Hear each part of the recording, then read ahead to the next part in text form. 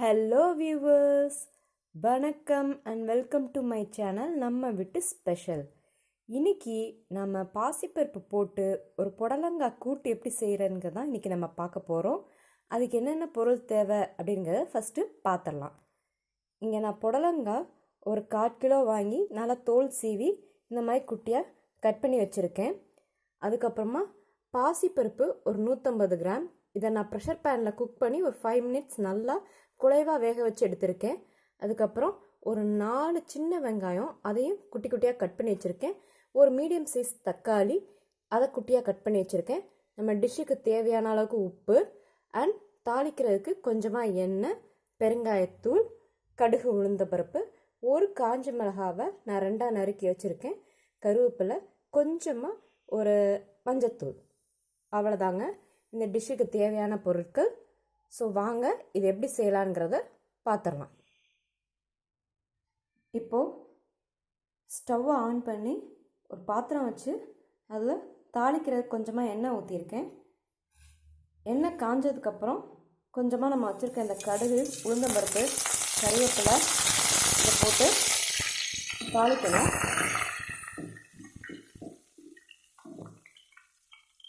அது கூட கொஞ்சமாக பெருங்காயத்தூள்,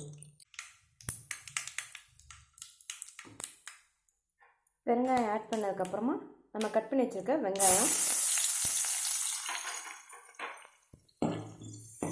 வெங்காயத்தை நல்லா வதக்கிக்கோங்க.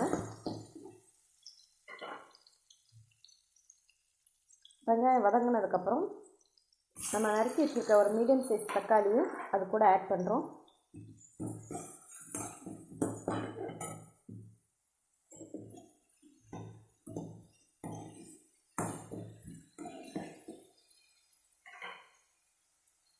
இது கூட இந்த கொஞ்சம் டிஷ்ஷுக்கு தேவையான மஞ்சத்தூள்,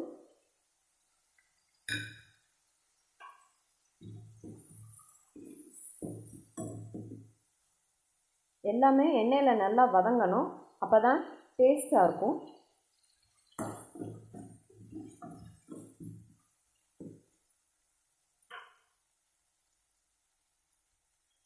இது வதங்கிட்டு இருக்கும் போது நம்ம கட் பண்ணி வச்சுருக்க அந்த புடலங்காவை இதோட சேர்த்துக்கலாம்.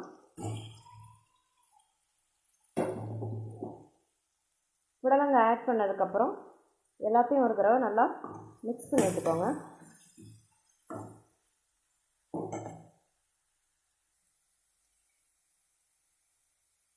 இது கூட நம்ம வேக வச்சுருக்க பாசிப்பயிறு அதையும் ஆட் பண்ணிக்கலாம்.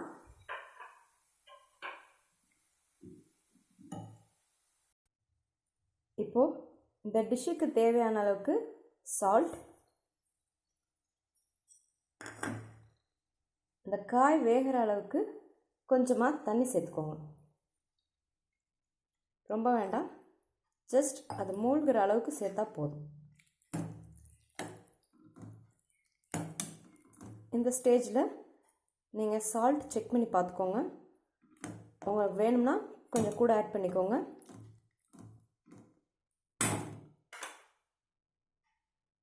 அதுக்கப்புறம் ஒரு லிட்டு போட்டு லோ ஃப்ளேமில் இது ஒரு 5 மினிட்ஸ் குக் பண்ணால் போதும்.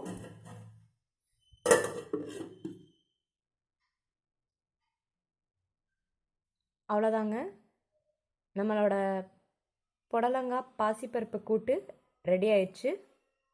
நீங்களும் உங்கள் வீட்டில் ட்ரை பண்ணி பாருங்கள். உங்களுக்கு இந்த வீடியோ பிடிச்சிருந்துச்சுன்னா லைக் பண்ணுங்கள், உங்கள் ஃப்ரெண்ட்ஸ் கூட ஷேர் பண்ணுங்கள், மறக்காமல் நம்ம சேனலை சப்ஸ்கிரைப் பண்ணுங்கள். நன்றி, வணக்கம்.